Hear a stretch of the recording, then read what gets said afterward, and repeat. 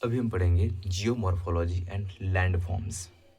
Geomorphology के अंतर्गत आता है जियोमॉर्फिक प्रोसेस। हम पहले देखेंगे क्या होता है। Change in the configuration of earth.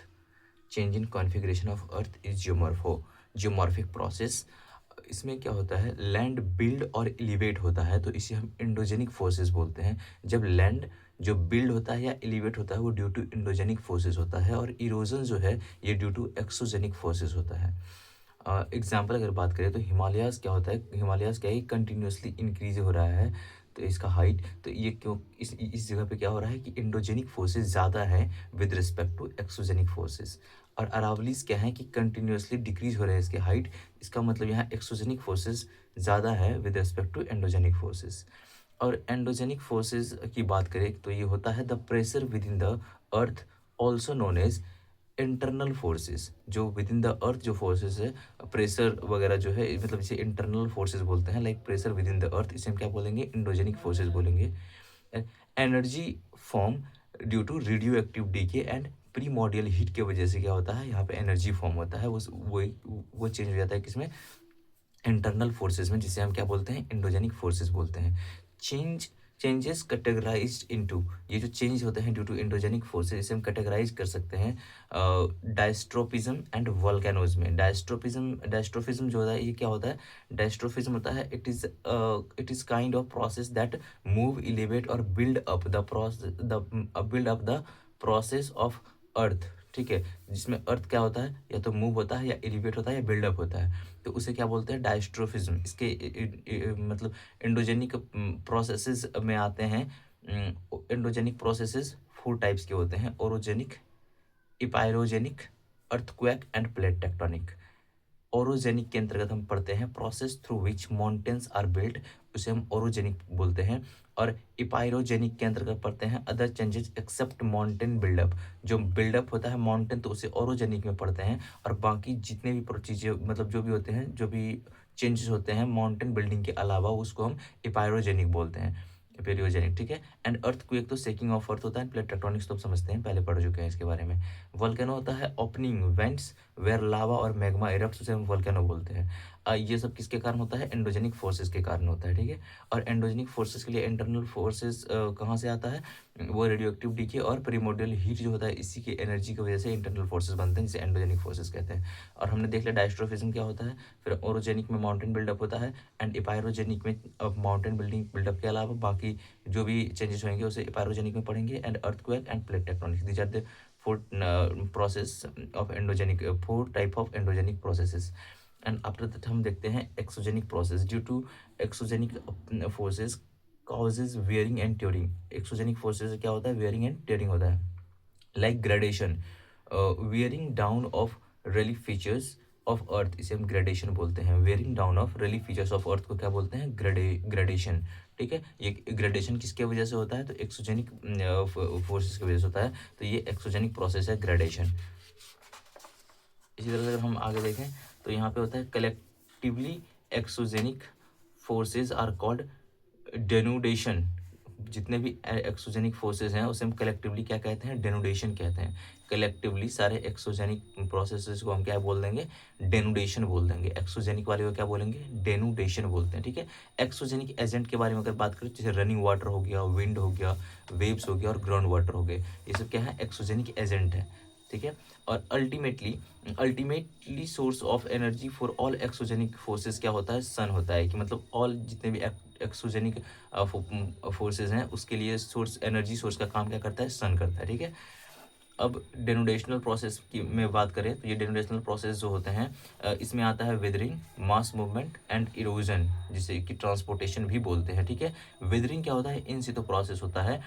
इसके जो ड्राइविंग फोर्स या एनर्जी है, ये gravitational, molecular stresses and chemical actions की वजह से होता है वेदरिंग। ठीक है, मास मूवमेंट होता है, ये ग्रेविटेशनल फोर्स की वजह से होता है मास मूवमेंट। और इरोजन जो होता है, और या फिर ट्रांसपोर्टेशन जो कहते हैं, ये काइनेटिक एनर्जी की वजह से होता है। इसके जो एजेंट होते हैं वो होते हैं विंड एंड वाटर। ठीक है, इरोजन और ट्रांसपोर्टेशन के जो एजेंट्स होते हैं क्या होते हैं, विंड एंड वाटर होते हैं। तो बस ध्यान रखना है कि डेनुडेशनल प्रोसेस में वेदरिंग और इरोजन से ज़्यादा क्वेश्चंस कन्फ्यूजिंग टाइप के आते हैं, तो वेदरिंग जो है याद रखिएगा, ये इन सितु प्रोसेस है। एंड इरोजन और ट्रांसपोर्टेशन क्या है, एक्स सेतु प्रोसेस है, ठीक है। एक्स सेतु प्रोसेस के लिए जो एजेंट के तौर पे काम करता है इसमें इरोजन और ट्रांसपोर्टेशन में क्या करता है, विंड और वाटर काम करता है, ठीक है। अब हम देखते हैं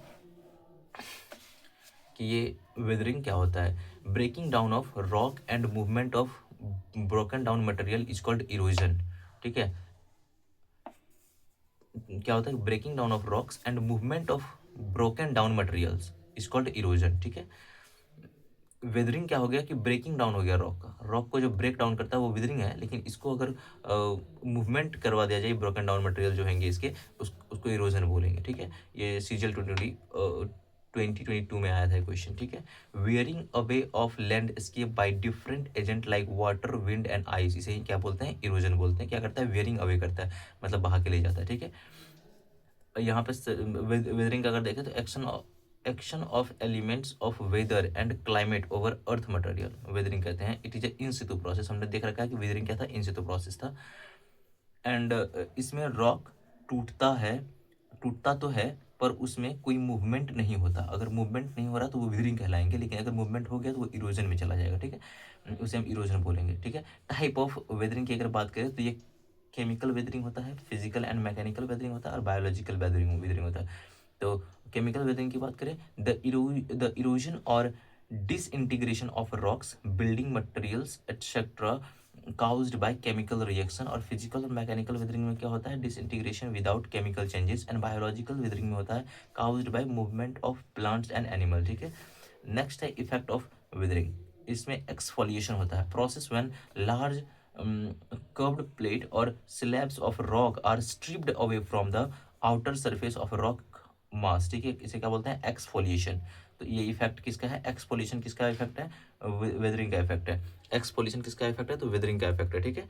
वेदरिंग का इफेक्ट है एक्सफोलिएशन, ठीक है। नेक्स्ट हम देखते हैं मास मूवमेंट क्या होता है। हमने देखा था मास मूवमेंट भी डेनुडेशनल प्रोसेस में। मास मूवमेंट क्या होता है, ये fast and slow two types में हो सकते हैं। तो weathering is not a pre requisite for mass movement, पहले ये जरूरी नहीं है कि वेदरिंग हो जाए तभी मास मूवमेंट होगा। It adds the mass movement, ये मास मूवमेंट में हेल्प करता है वेदरिंग, ठीक है। और ये जरूरी नहीं है कि जब वेदरिंग हो उसके बाद ही मास मूवमेंट हो, ठीक है। मेन फोर्स इन्वॉल्व ग्रेविटी, जो मास मूवमेंट में जो मेन फोर्स रहता है वो कौन सा रहता है, ग्रेविटी रहता है, ठीक है। और क्रीप जो होता है ये slow down slope movement of particles होते हैं, तो इसे हम क्रीप बोलते हैं। और सोली फ्लक्शन होता है slow progressive movement of mass down a slope. अगर डाउन अ स्लोप क्या होता है, स्लो प्रोग्रेसिव मूवमेंट हो तो उसे सोली फ्लक्शन बोलते हैं, ठीक है। टाइप्स देखें अगर हम मास मूवमेंट का, तो land slide, एवलांचे, earth flow and mud flow, ये सब किसके एग्जांपल हैं, यानी टाइप्स हैं मास मूवमेंट को। तो ध्यान रखिए कि एवलांचे एग्जाम्पल आता है कि एवलांचे किसका एग्जांपल है या क्या क्या है, किसका टाइप है ये, तो मास मूवमेंट का, ठीक है। एवलांचे किसका एग्जाम्पल है, तो मास मूवमेंट का। लैंड स्लाइड हो गया, एवलांचे हो गया, अर्थ फ्लो हो गया, मड फ्लो हो गया, these are the type of mass movement, ठीक है। लैंड फॉर्म्स की बात करें तो इसके टाइप erosional and depositional landforms होते हैं। Landform created by rivers, जैसे देखें अगर हम, तो हम यहाँ देखेंगे जब यूथफुल स्टेज में होती है रिवर, फ्लो स्पीड में जब फ्लो करती है तो इरोजनल फीचर्स हमें डोमिनेट करता है। मतलब इरोजनल फीचर्स हमें देखने के लिए मिलेगा कब, जब किसी भी रिवर का क्या हो, यूथ स्टेज में जब रहेगी वो, तो इसका फ्लो स्पीड ज़्यादा रहेगा। फिर मैच्योर स्टेज आएगा एंड फिर ओल्ड स्टेज, और मैच्योर और ओल्ड स्टेज में हमें डिपोजिशनल फीचर ज़्यादा देखने के लिए मिलता है, ठीक है। और हम अभी देखेंगे कौन कौन से फीचर्स हैं क्रिएटेड बाय रिवर, जो कि लैंडफॉर्म्स क्रिएट होते हैं रिवर के द्वारा। यूथ स्टेज में जो है वी शेप्ड वैली का निर्माण करता है, ये गॉर्ज का निर्माण करता है, कैनियन का निर्माण करता है, वाटरफॉल्स बनाता है, और रैपिड का निर्माण करता है, और एंट्रेंच्ड मिएंडर बनाता है, ठीक है। और मैच्योर स्टेज में ये मिएंडर करने लगता है। मिएंडर, इससे जो नदियाँ चलने लगती है घूम घूम के, उसे मिएंडर बोलते हैं। और ऑक्स बोलेक डेल्टा, ओल्ड स्टेज में जब रिवर पहुंचती है तो ये क्या करने लगती है, ऑक्सबो लेक बनाती है, डेल्टा बनाती है, लेवीज बनाती है, फ्लड फ्लेम बनाती है, ठीक है। ये सब कौन सा ओल्ड एज में ये करती है, ठीक है। तो ध्यान रखिए। और ऑक्सबो लेक किसको बोलते हैं, जैसे मान लीजिए अगर रिवर ऐसे ही मेंडर करते हुए जा रही है और एक समय ऐसा आता है कि बहुत ज़्यादा मेंडर कर गई, तो ये क्या करेगी, अपना ये वाला पोर्शन को अलग कर देगी और यहाँ से अपने आप को डायरेक्ट करेक्ट कर लेगी, तो इधर पे चलेगा। फिर यहाँ जो ये छोटा सा पानी का ये इलाका जमा हो गया, इसे हम क्या बोलेंगे, ऑक्सबो लेक बोलेंगे, ठीक है।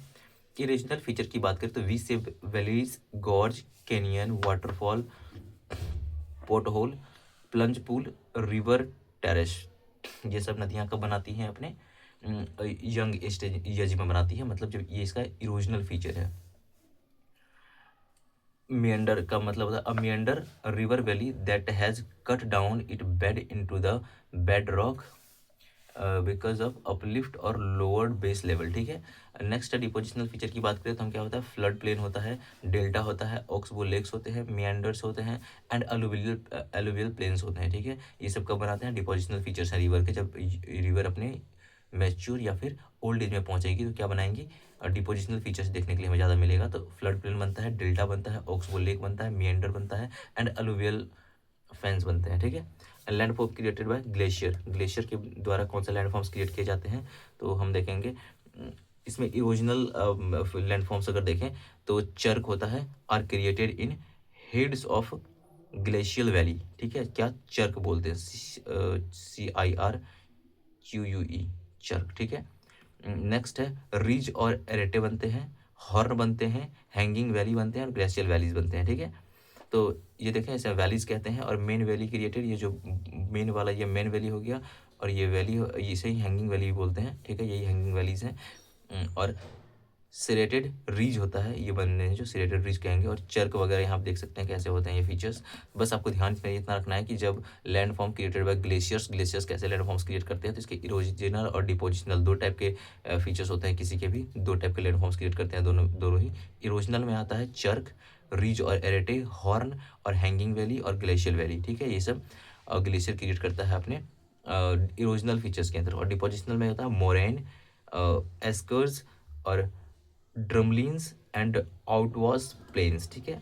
आउटवॉश प्लेन, ठीक है। तो moraine, eskers, drumlin and outwash plain, ये सब कब बनते हैं, ये डिपोजिशनल फीचर्स में आते हैं। इरोजिनल फीचर्स में आते हैं चर्क, रीज और एरेटे से कहते हैं, हॉर्न बोलते हैं, एंड हैंगिंग वैली और glacial valley. These are the erosional features by glacier. And depositional features की बात करें तो moraine, eskers, drumlins and outwash plains. Main जो है इसमें याद रखना, आपको चर्क याद रखिएगा, रिज और एरेटे याद रखिएगा, हॉर्न, हैंगिंग वैली और ग्लेशियल वैली, ये सब इरोजिनल फीचर सारे इंपॉर्टेंट हैं। डिपोजिशनल फीचर में मोरेन और ड्रमलिन्स तो याद रखना ही है, ठीक है। स्कर्स एंड आउटवाश प्लेन भी ध्यान रखिएगा। तो कुल मिला के सारा याद कर लेना है आपको। ग्लेशियर्स के द्वारा क्रिएट होते हैं landforms. And landforms created by ground water, ground water जो लैंडफॉर्म्स क्रिएट करते हैं usually seen in places where rock is soft, जहाँ रॉक सॉफ्ट रॉक होते हैं वहाँ पे ग्राउंड वाटर भी कुछ अपने क्रिएट करता है। तो देखते हैं इसमें ये जो सॉफ्ट रॉक के एग्जांपल है, डोलोमाइट एंड लाइमस्टोन, ध्यान रखिएगा कि ये क्या है, सॉफ्ट रॉक के एग्जांपल है। और इसमें केमिकल वेदरिंग देखने को मिलता है, ठीक है। डोलोमाइट और लाइमस्टोन क्या है, सॉफ्ट रॉक्स होते हैं। डोलोमाइट और लाइमस्टोन सॉफ्ट रॉक्स होते हैं। और हम अगर आगे देखें तो कार्स्ट ट्रोपोग्राफी इन ग्राउंड वाटर हमें देखने के लिए मिलता है। ग्राउंड वाटर अगर कोई बनता है, मतलब कुछ बनाता है, तो उसे क्या बोलते हैं, कास्ट ट्रोपोग्राफी बोलते हैं। ग्राउंड वाटर के द्वारा जो हमें क्रिएटेड लैंडफॉर्म्स दिखते हैं उसे क्या बोलते हैं, कास्ट टोपोग्राफी बोलते हैं। Found in karst region in Mediterranean sea where rocks are made up of limestone and dolomite, limestone और डोलोमाइट का बना होता है मेडिटेरेनियन सी रीजन में, इसलिए यहाँ पे कास्ट रीजन में हमें देखने के लिए मिलता है कास्ट टोपोग्राफी ज़्यादा। कास्ट टोपोग्राफी कौन क्रिएट करता है, ग्राउंड वाटर क्रिएट करता है। In India mainly in south India हमें कास्ट टोपोग्राफी दिखते हैं। नेक्स्ट अगर हम देखें तो इसके जो ग्राउंड वाटर के जो इरोजनल फीचर्स में हैं, इसमें आते हैं pool, sinkhole, doline, lapies, uvalas and limestone, uvalas and limestones. ये क्या है, इरोजनल फीचर्स हैं किसके, ग्राउंड वाटर के। ग्राउंड वाटर अपने इरोजनल फीचर के द्वारा क्या क्रिएट करता है, तो pools, sinkhole, doline, lapies, uvalas and limestones ये क्रिएट करते हैं इरोजनल फीचर्स। एंड डिपोजिशनल में आता है स्टेलेक्टाइट, पिलर और स्टिलमाइट, स्टेलेक्टाइट, पिलर और stalagmite, these are the depositional features created by ground water, ठीक है। तो जैसे कि यहाँ दिखाया गया है कि इसे हम स्टेलेक्टाइट बोलते हैं, और ये पिलर जब दोनों तरफ से ये जुड़ जाता है तो इसे हम पिलर बोलते हैं। और स्टेलेगमाइट जो है, अगर ये नीचे की तरफ से एक पिलर हाफ तक पहुँच पा रहा है तो इसे स्टेलेगमाइट बोलते हैं, ठीक है। और स्टेलेक्टाइट ऊपर की तरफ से यहाँ पे हैंगिंग करता हुआ, लटकता हुआ अगर है तो इसे स्टेलेक्टाइट बोलते हैं। पिलर जब दोनों तरफ से, यानी कि स्टेलेक्टाइट और स्टेलेगमाइट जब दोनों कनेक्ट हो जाता है उसे हम पिलर बोलने लगते हैं। तो स्टेलेक्टाइट, स्टेलेगमाइट और पिलर ये डिपोजिशनल फीचर है ground water. And erosional feature में pool, sinkhole, doline, lapies and uvalas and limestones आते हैं, ठीक है।